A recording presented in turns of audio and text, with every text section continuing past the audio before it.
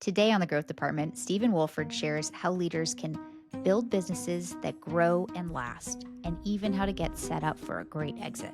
Yeah, there's a lot of work to do in the leadership area to ready a company for transition. And leadership development is again, most people would put that ahead of the accounting system, but not going to happen with me. Numbers don't lie. They don't have an emotion. Counting data is clarity. It tells you what you should do. It tells you what you can do, because there are some hard lines that you can't cross.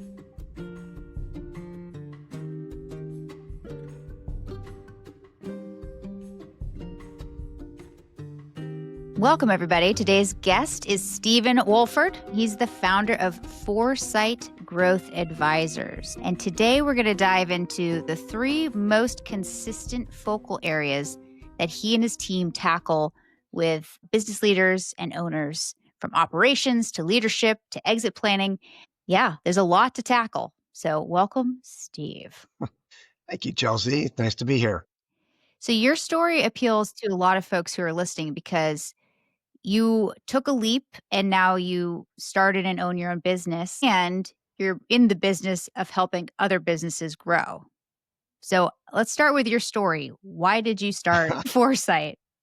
So I spent 20 years at a CPA firm running the technology group, and we implemented ERP systems, multiple ERP systems, HRS systems, FP&A systems, and I've always helped businesses improve.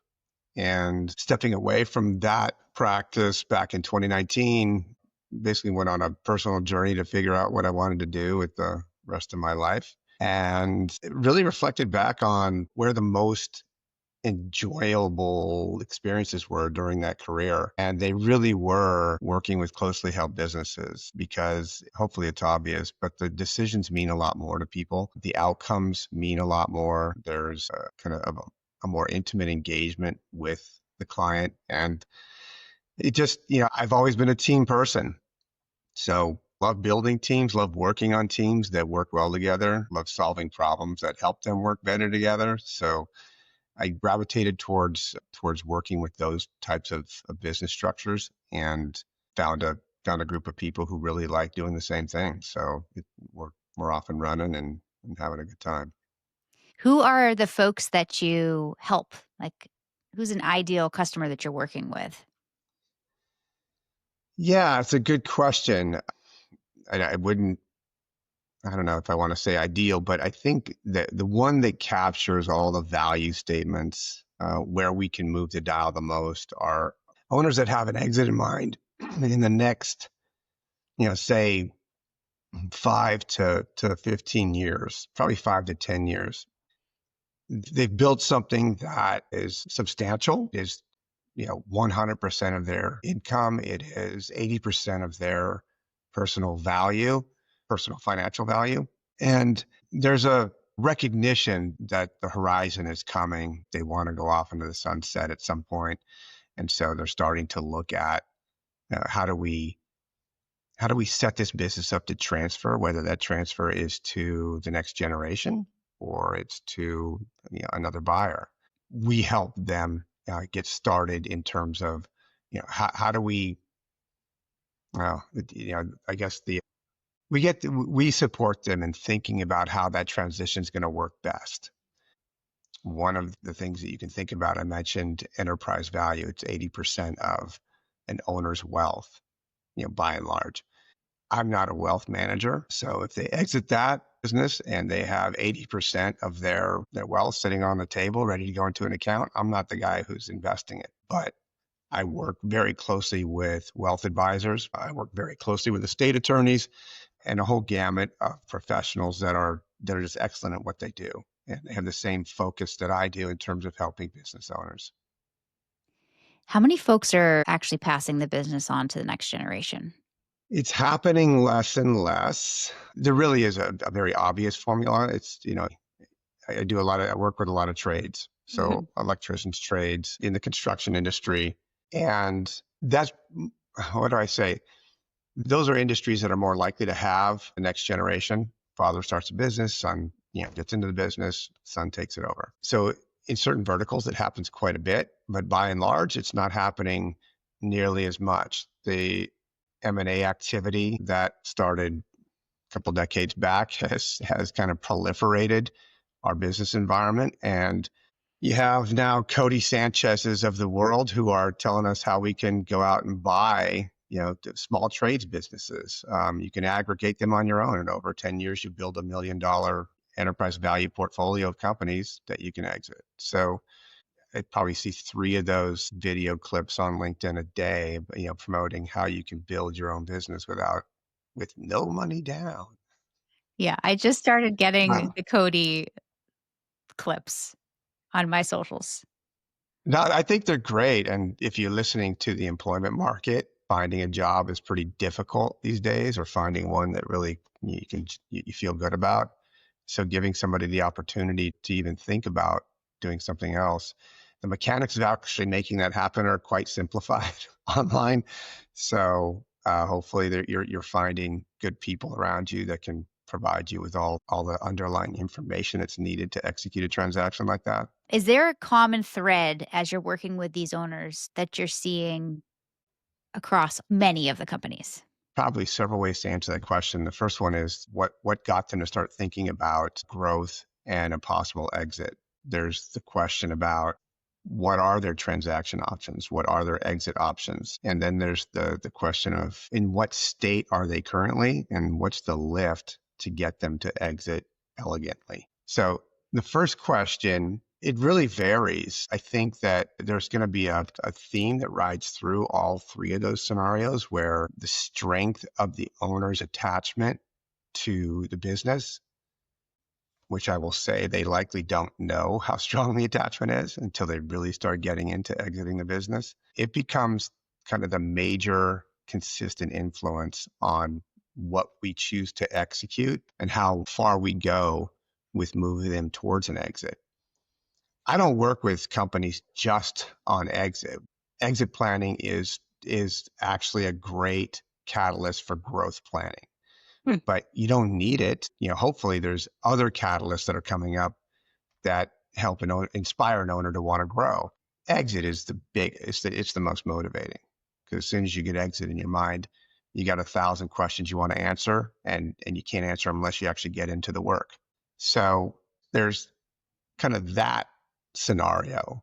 There are those who are just hungry to grow. Maybe the inspiration came from their buddy just sold. They're not ready to get out of the business, but their buddy sold, and they saw that what he sold for or what Mhm. she sold for, and they want to get at least that much.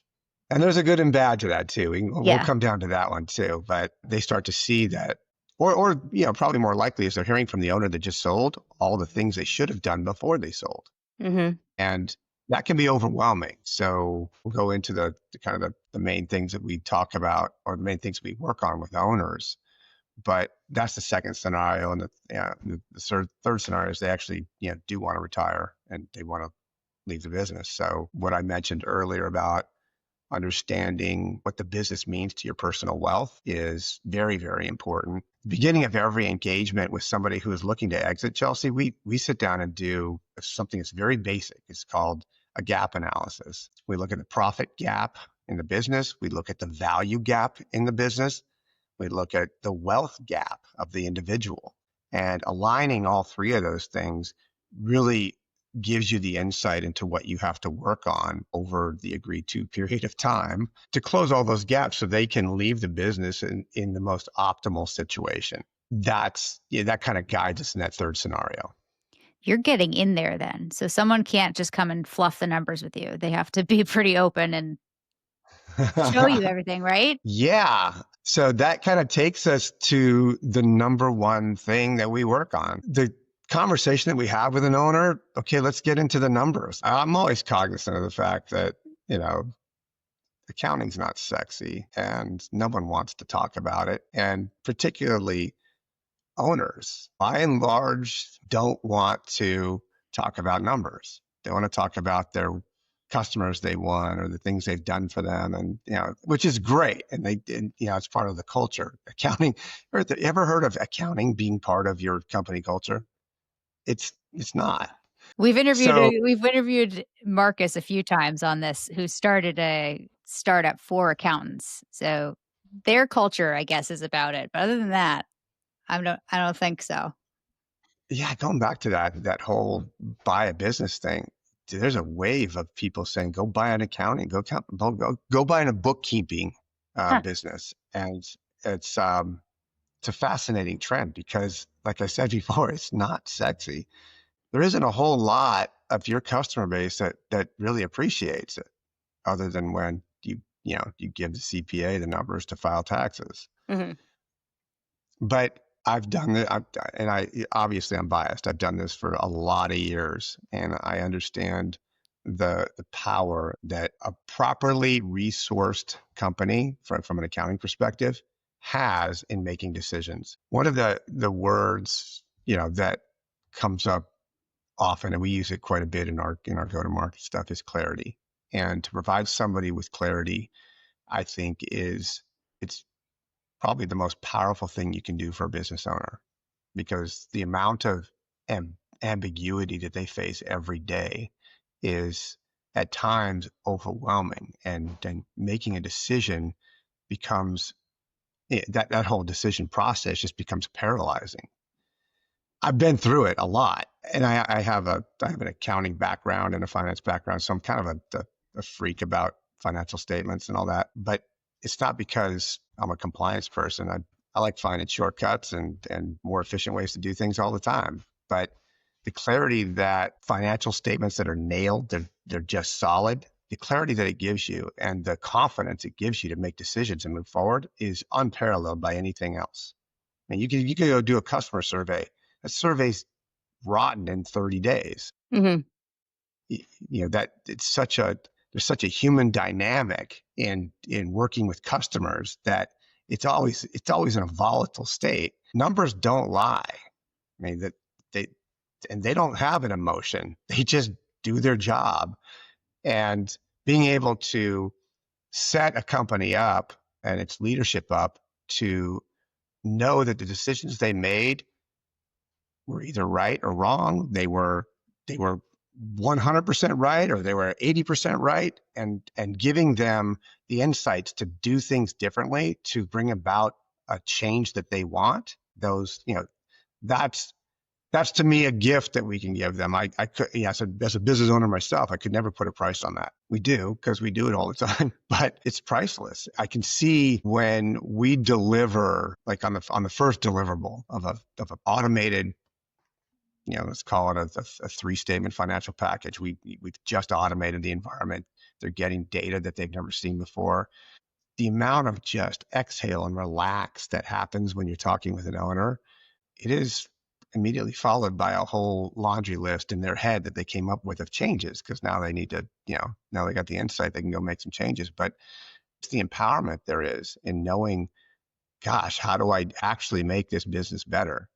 It's not just I got to go sell more clients. It's not I got to go negotiate, contracts with vendors. It's not that. I mean, there's other things that you can do. So we could do a hard transition over into the value that financials have in an M&A transaction. If you're going to sell your business and you go to market with crappy financials, I mean, you've probably taken at least one turn off of your value. So if you were, let's say you're at a 5x revenue, you just went to a 4x revenue Wow. because your books are bad. There's no way for the prospective buyer to trust what they're looking at when they know it was difficult to get. And we could dive deep into what that transaction looks like and why accounting is the number one thing to have fixed. There's actually a colleague of mine I've worked with in the past. She just did a webinar on this very topic, why financials matter. And we can share it in the notes at some point. Yeah, for But sure. it's a fantastic, I mean, I just sat on it the other day to audit it for her, and it was fantastic. Every business owner should jump on it and look at it.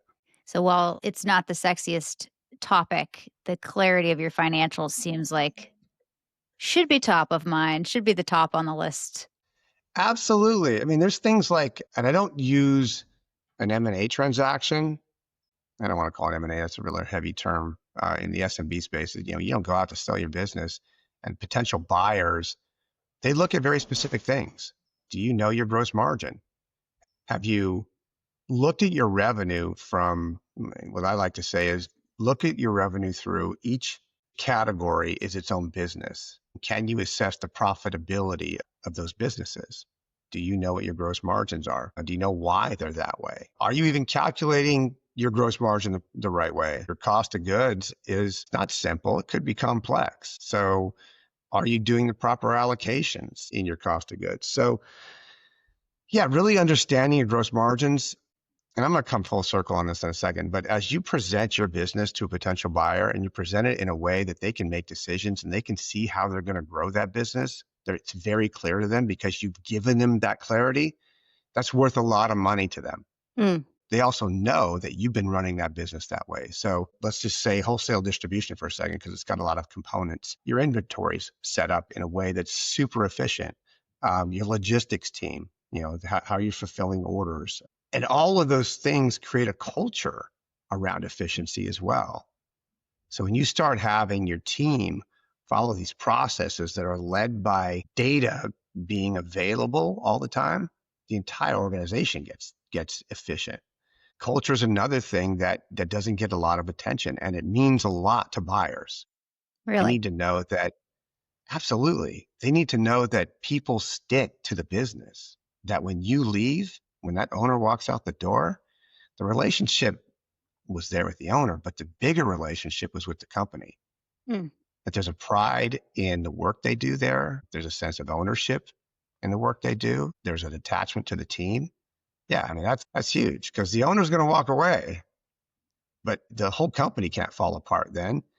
And the signs are all there for buyers to look at, but they can see that. And if they feel like, wow, we're gonna have a whole turn of employees in the first 2 quarters, yeah, you're not getting your number. I mean, that Yeah. enterprise value is gonna be degraded. So again, going back to the core of the business, the thing that provides the most clarity, yeah, the accounting system has got to be rock solid.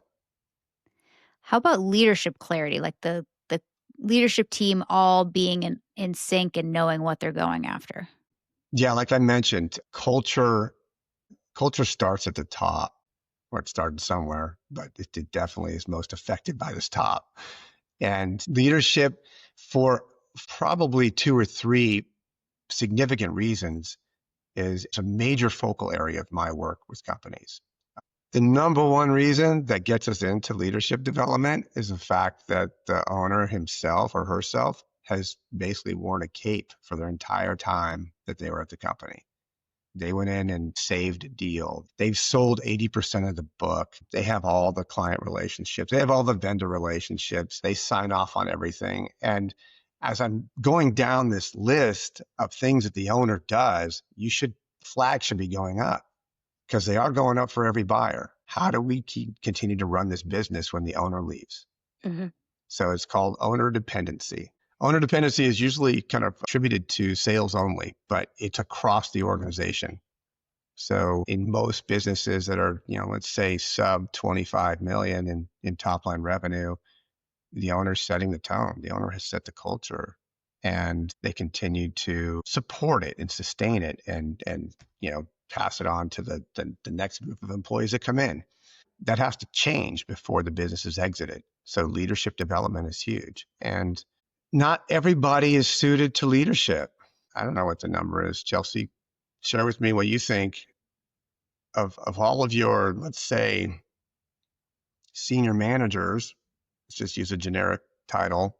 How many of them think that they can be a director? How many of them think they can be a general manager?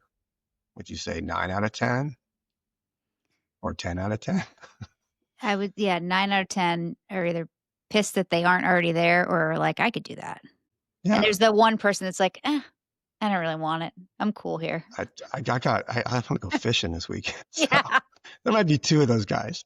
Yeah. But no, so it's a lot of people, but we know because we've been in the business environment for quite a bit, and even in ourselves, our own journeys it's not for everybody.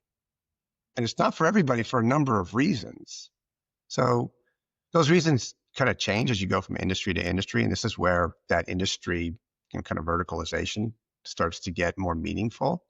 So if I was with a software company and I'm assessing talent, let's call it DevOps. I don't know DevOps that well. I could do, from a personality grading standpoint, from a compatibility standpoint, I could probably do some good work. But, from a talent standpoint, from a teaching standpoint, it's not my place. So let's just go to the sales department. Because we align rewards with where you are in the org structure, there's this constant desire to move up.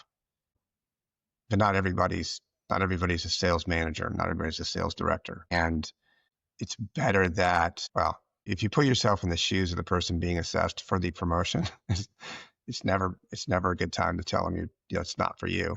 And most often that's what's going to happen because they want it, and you shouldn't just give it to them. That it takes the degradation that can happen when you promote somebody inappropriately is huge. I remember when I'm back with the consulting team that I had there, we had a super productive manager, just not just the volume that could be produced in an hour, but the hours were unlimited. This person could work forever, but didn't look in the rearview mirror a whole lot. And there was some damage that happened that had to get cleaned up. And, turning that thing around to clean up, client messes was arduous, and it put a lot of strain on the team. Team literally came to me and said, you cannot promote. By the way, I should go back. The CPA promotion cycle is pretty rigid, so everybody knows when promotions are happening. Okay. Yeah, everybody gets a promotion at the same time. They basically said, you promote or we're gone. And it wasn't that I wasn't blind to the problems, and it wasn't a novel idea not to promote in an environment that just pushes based on years of service rather than quality of work. For the most part, it's a little difficult to not comply, but yeah, it was absolutely the right thing. We would have lost probably 50% of our production had we done that. Wow. So it's not a simple thing for owners to get into. I would say that the majority of owners want to avoid friction. Some of them avoid it by going right through it, and that doesn't create a whole lot of good feelings afterwards. But to elegantly dance around, how do I promote one of three people who are in the position to be promoted? That's difficult, and you have to prepare for all outcomes. One of the outcomes is you're gonna lose two managers. So yeah, there's a lot of work to do in the leadership area to ready a company for transition. And leadership development is again, most people would put that ahead of the accounting system, but not going to happen with me.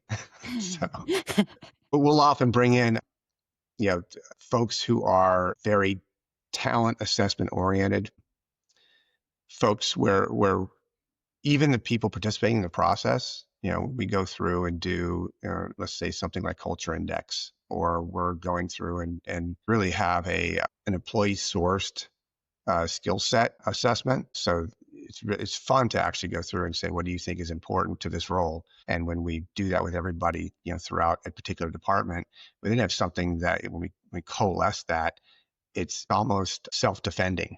They sourced it, so here we go. And running an assessment process based on that, it produces a lot of really good outcomes. And a good outcome for me is that a clear leader rises to the top, or clear leaders rise to the top, and those who are not ready see it themselves.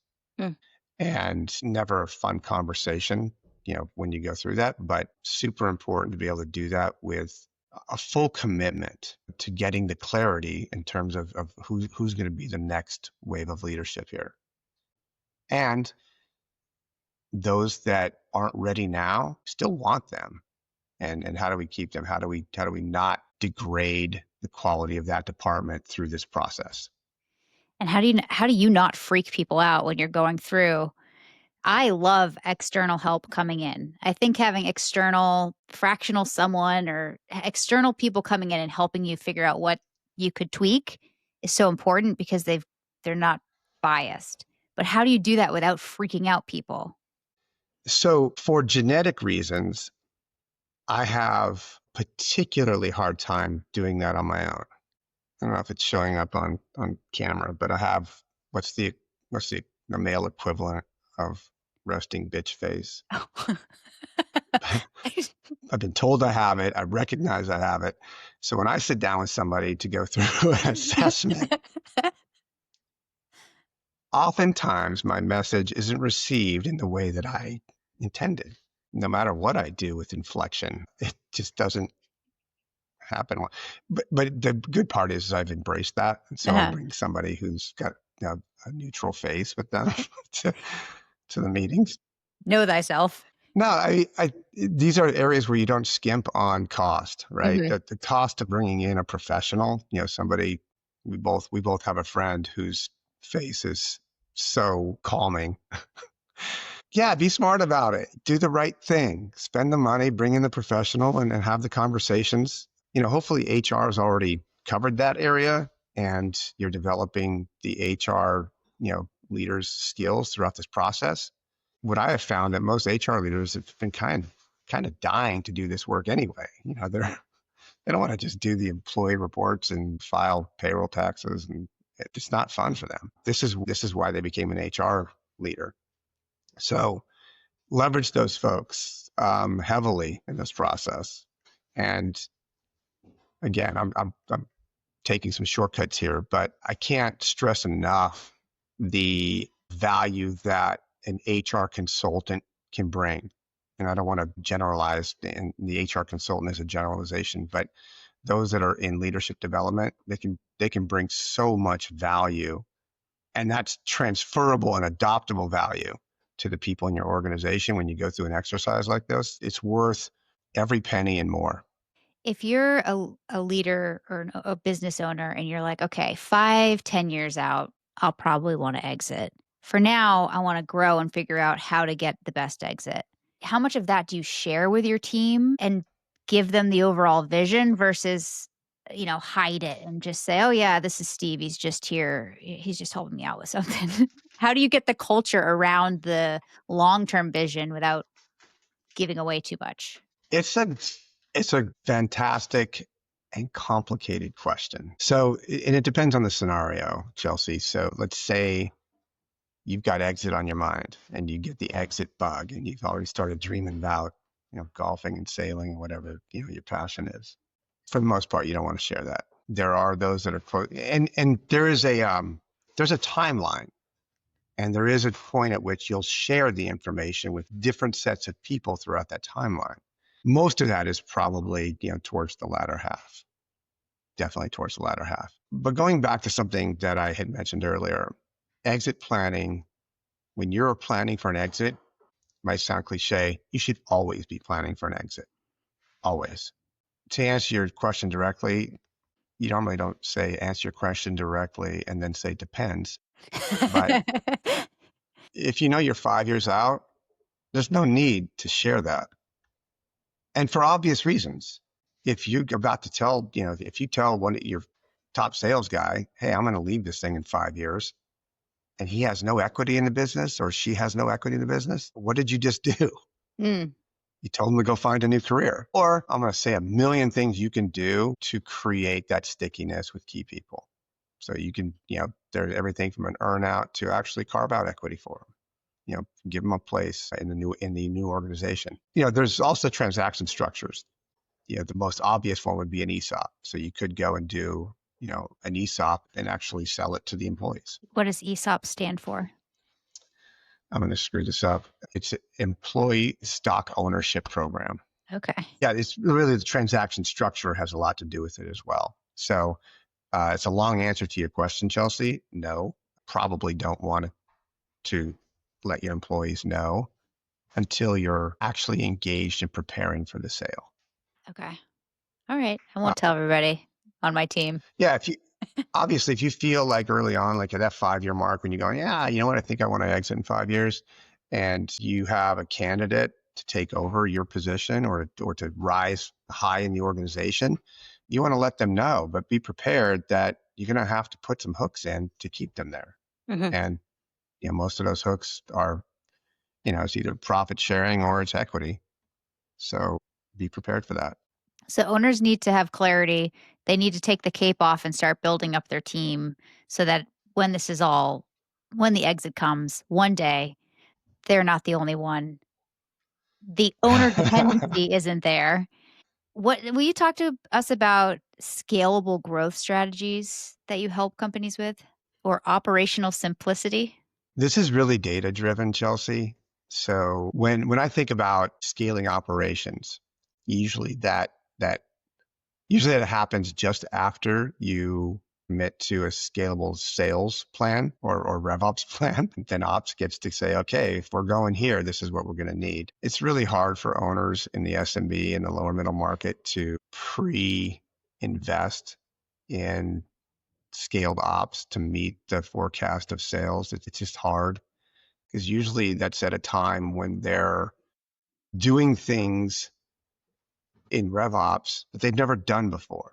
So they don't know what the outcome's going to be, and they don't want to, the easy thing to point at is headcount. We don't want to add 2 headcount in ops because, that's $250,000. What if we don't hit our number? In order to justify $250,000 in ops, we have to sell $2 million in top line revenue. So how are we going to pull that off? But let's just say, for instance, so what inevitably happens is that it becomes an afterthought. If you prove out your RevOps plan that was let's call it 100% growth, and you got to 50%, you go, okay, we're on. We got this. We know we're going to hit it. All right, so we're ready to go. And that's probably the best way to look back. Okay, we're going to hit this number. What does ready to go look like? So when we hit our 50% number and we're going to scale ops, what does scaling ops look like? And so this is where data comes in. And I do not want to undervalue the importance of employee feedback. So if you're about to implement something, a RevOps plan, that's going to impact operational people, you should have their feedback before you start doing that.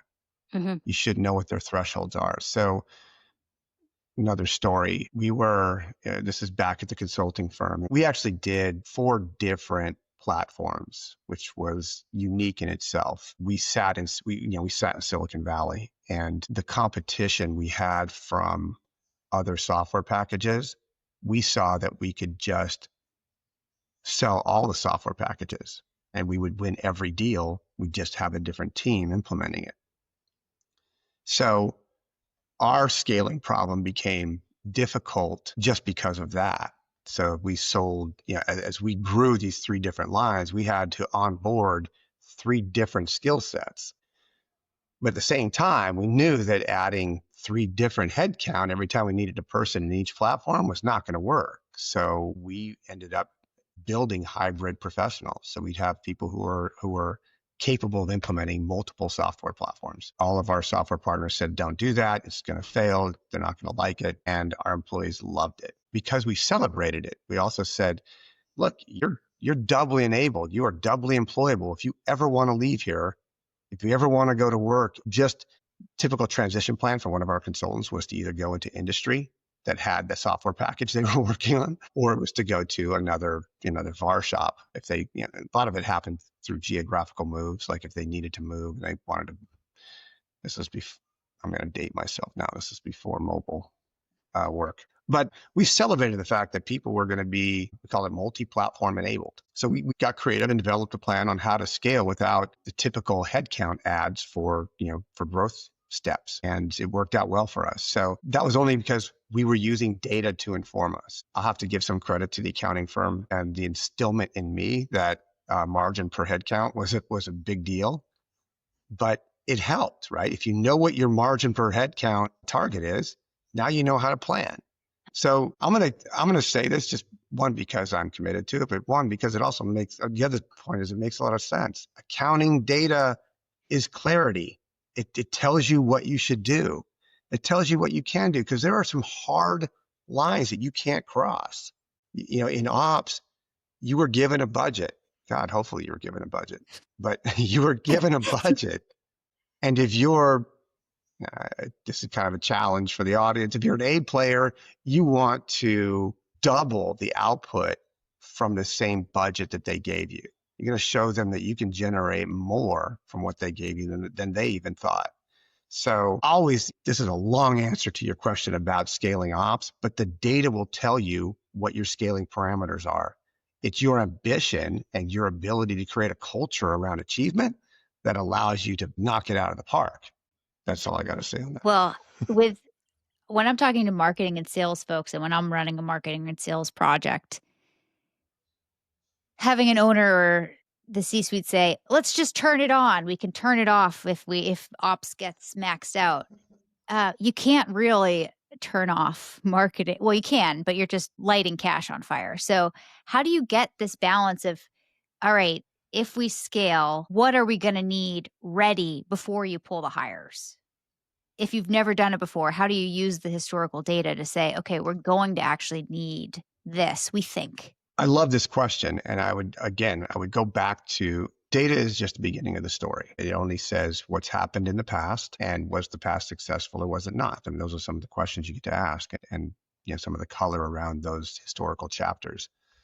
Marketing is a different beast altogether. It almost needs a completely different set of rules because you can't turn it off. And if it isn't working, you're just saying, okay, we're going to spend the same amount of money, maybe even more, but we're going to do it this way instead. But you tell me, Chelsey, everybody's spending 6% or 3% of revenue on marketing. It's a number. Like you got your budget because it was based on top line revenue. You're spending a percentage of top line revenue. A lot of folks aren't even spending that much. They don't understand the value of marketing. Well, is it the value of marketing or is it how do I actually market today and will it be relevant tomorrow? Those are great questions. What is marketing? How do we get Yeah, into the AI chat? well, you had a couple speakers talking on that this past month, so yeah, it's nuts. But in an environment of nuts, you go back to what did we do in the past, and you might go back to okay, remember 5 quarters ago when we crushed it? We had a 4-quarter string of we beat our numbers. What was our marketing spend back then? Again, the first thing that I would go to is that how much was that in-house spend and how much of that did we outsource?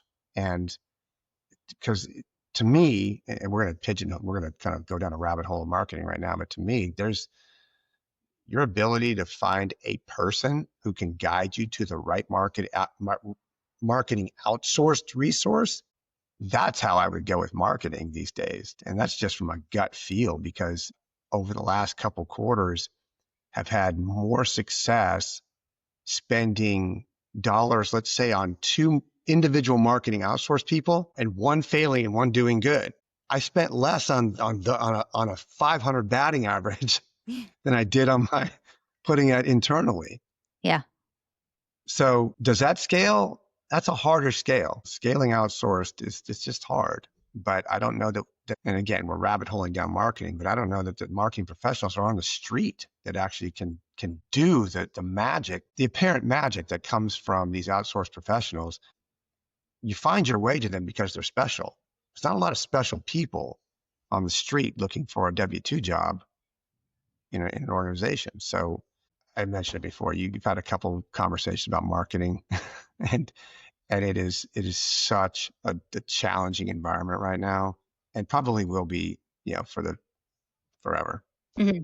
I mean, who knows how to get a message across. But in terms of sales and ops, I'm not going to ever apologize for going back to the data. What did you do when you did well? Oh, look at that. What were you doing when you did poorly? There's stories in there. There's learnings in there. Then it just becomes having a proper decision framework. You wouldn't be in a leadership position if you were completely averse to risk. So if you have a good relationship with your risk profile and you understand that, you could fail, but the framework has informed you enough that you can take that risk. This is where all the gears come together. This is where your culture gear comes together, your technology gear comes together, your people enablement comes together. This is where it all comes together. I mean, we haven't even talked about the enablement part of a company. You're not just hiring somebody who has experience and they come in and they're running. That just doesn't happen enough that we can rely on that formula. So, having I think as we look at leadership development, we talked about this a little while ago. One of the things that's overlooked all the time is what's your enablement environment look like? I mean, do you have the right people enabling new hires? Do you have the right people nurturing them? Because those are different people by and large. You have, again, I'll use a couple companies I've worked with in the past, and the environments we set up is we went out and identified those people who enjoyed teaching other people. Not everybody enjoys it. I don't enjoy it. I think I'm really good at it for about 5 minutes. then, then I'm not. But we had some phenomenal people. Yeah, I've worked with phenomenal employees and organizations who, yeah, I'm the one who wants to train new hires. I want to be involved with them. And it wasn't just because they wanted to show them how smart they were. That wasn't even on the list. It was, they remembered they had a good experience going through that, and they saw an opportunity to improve it, to make it better, because they liked their job so much. They wanted somebody to get to that point and enjoy it faster than they could. You can go through, we talked about employee assessments. You can go through and you can identify how I'm going to build an enablement team. So I'm kind of coming full circle back to a question you asked earlier. How do we scale?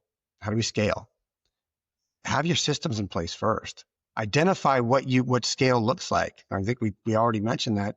Don't forget a major part of it. We didn't talk about enablement in the beginning, but scaling is not just how do I read the data and add people at the right point and avoid having unproductive headcount, on our P&L.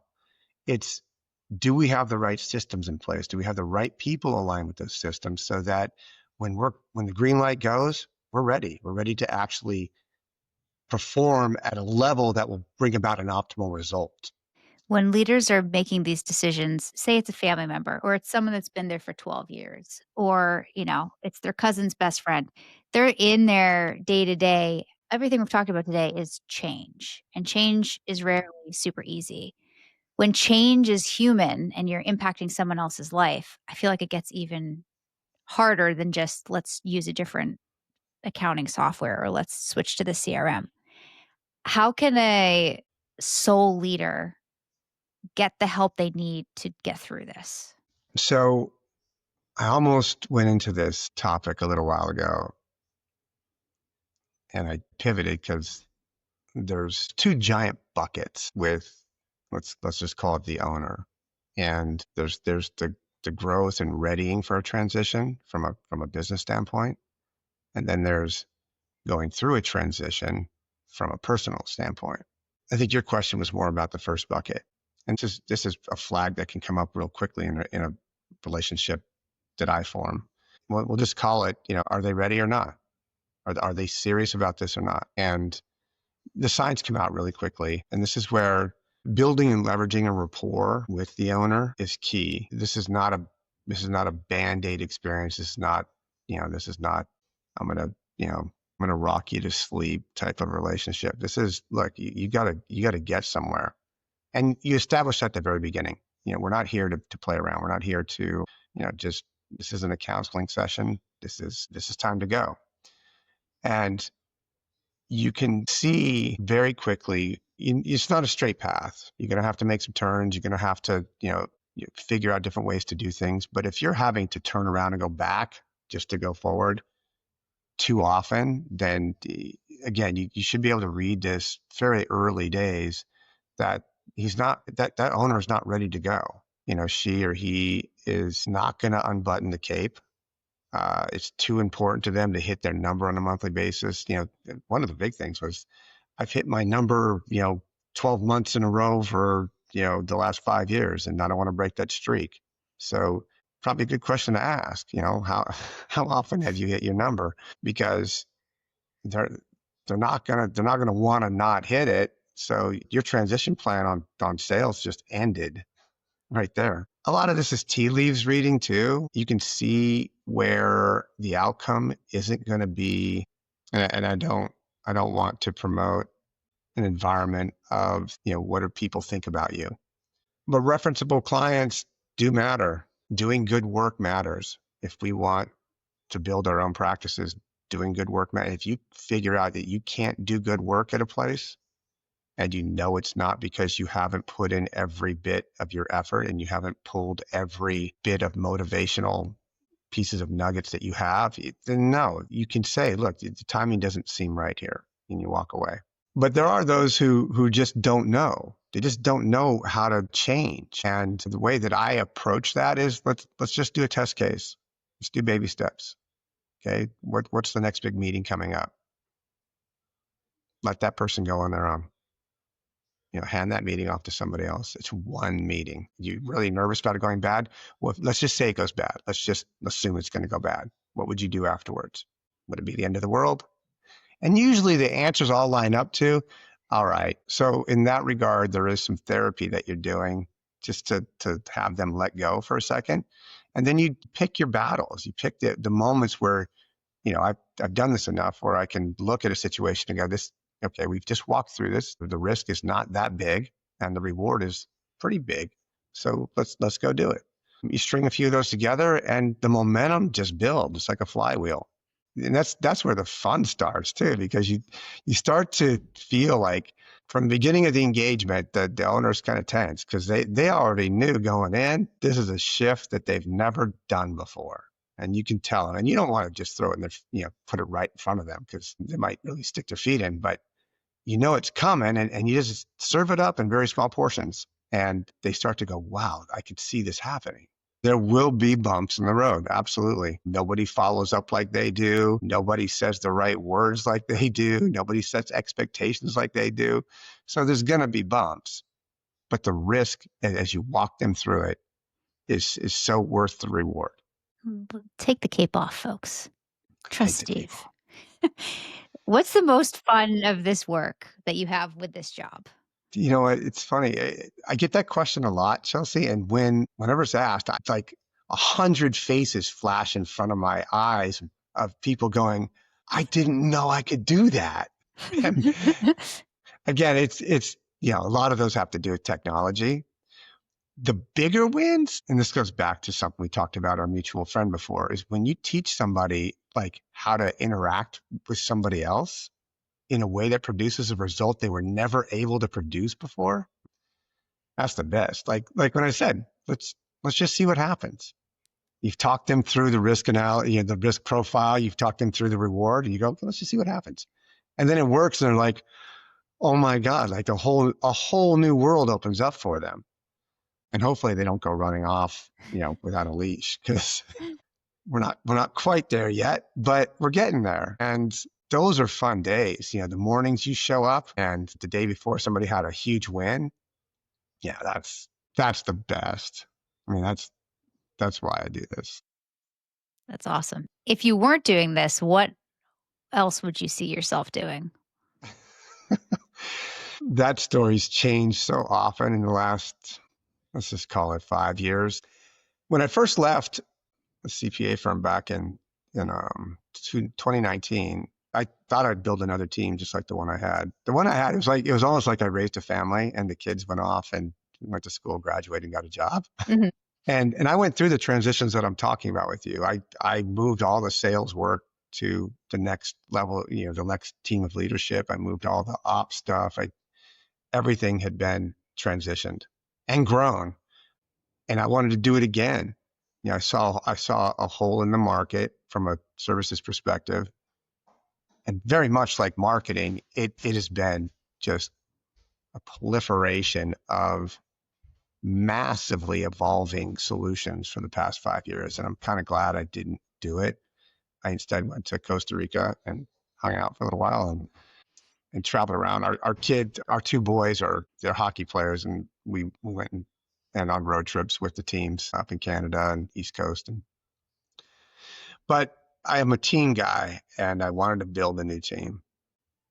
I decided I wasn't going to do the old stuff. I wasn't going to build build a team in the same sport.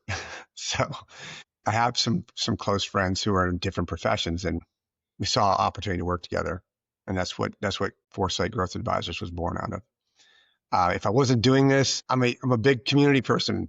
Community is my team. We've been in our neighborhood for a few decades, and it's a fantastic neighborhood. We sit right on the edge of the university here, so the mixture of new families, people my age, students, it's just one big soup pot, and there's some nuggets in there that I will be spending time with. So if I'm already engaging the question that you asked.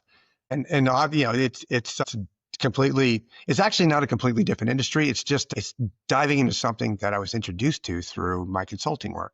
So we have a market here, a small convenience market in the neighborhood, and it has been a kind of just a generic junk food joint for years, but the opportunity to grow that into more of a community gathering spot is not only something that feeds my soul, my love for this in this area, but it also gives me an opportunity to work on something that has an economic potential that can do a whole lot more good as well. So a smaller answer to your question, I fell in love with avocados a number of years ago. Not like recently, like 4 or 5 years ago.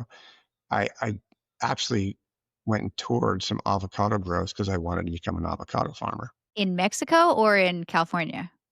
No, California. There's a band down on this. There's the South Coastal Mountains, San Gabriel Mountains. There's some coastal mountains that create a really good environment for avocados. And so down near Temecula and Fallbrook, which is just kind of northeast of San Diego, it's one of the California avocado meccas. And yeah, I toured the place. I spent several hours with the owner and just understanding the business, more so than what I had already researched. And I felt like that was more of a discretionary income purchase than a new career. So I decided not to do that. There's still time. If you do, we'll have to come up with a jingle because the Mexican avocados have the best song. So we need a California one. Yeah, I'm not a Mexico avocado hater like some people, but I do prefer a California avocado. I don't know the difference. So I should do a tasting party or something. It's kind of hard though to do the tasting party. In California, you could probably pull it off because we do grow a number of varieties, but we went sailing down south of Florida a couple of years ago and we bought a bunch of avocados and they were so different tasting and texture than the ones here. Like they were oilier, they had a stronger scent. They were good, by the way. They were really good. I ended up missing them when I came home for a little while. But I was fascinated by how different they are. Like they were very different. And then in my research, there's like 20 different kinds of avocados. What? I only I know mean, Hass. Haas? they only know Haas. Yeah. No, Haas itself has like 3 or 4 varieties. There's like a something Haas, but no, yeah, look it up. Okay. It's like 20, and yeah, it's amazing, and they all have different flavor and texture profiles. So yeah, I became an avocado freak late in life. Well, That's that's another fun. thing. I've taken on was a characteristic where I just say yes to things. Mm. Um, I read that the older you get, the more reticent, the less open to change you are, and I wanted to do the exact opposite. So, which I'm frequently reminded that I'm not that far different with my daily routines because I'm pretty anal about my daily routines. But I will say yes to a lot of things. Like I've never done a podcast before, and Now you I don't even have. know that you asked me. I asked you if I could do it, so I didn't say yes to that. I think I said, "Whoa, why don't you come on?" You're like, I don't know." You're like, "Yeah, yeah, yeah, yeah." And then I was pitching you on doing a series. I'm like, "Well, why don't you do like 4? Let's do one first." It's funny is I just think back over the last hour, and yeah, there's some dives. Like Linda again. I'll send you the links to her content, but that get your financial statements in order webinar. That was a perfect deep dive. At the end, she sells a course. It's like a 10 lesson course that she does, but she gives a lot in the seminar itself. The course is just, it's because owners are not accountants. And if they want to walk away and do something with what she just told them, they're going to need some lessons. Hmm. I suggested to Linda she just send them all to me, but that would hurt her ARR Eh, or her MRR, you have to actually. do splitsies. Splitsies. Yeah, could do that. Well, I I don't appreciate, know how to go. yeah, I'm going to ask you one last question. I appreciate you coming on and sharing what you've, all of this, and we can deep dive into each of those topics, like probably about 8 of the topics we could deep dive into. If someone was going to take a little nugget away from today, what would you hope they'd walk away with? It's not one little nugget, Chelsey. I'm sorry, but there's a few things that you can do to vastly change the outcome of not only your exit, but how your business runs from now until you exit. They're not difficult to do, and you don't have to do them yourself. There's plenty of help. I'm, I'm one of a bunch of people who can do this. Awesome. Well, we will link down in the description how you can find Stephen. We'll link some resources he mentioned, and you guys can follow him on LinkedIn too. All right. Thank you for joining us. Wow, thanks for having me, Chelsey.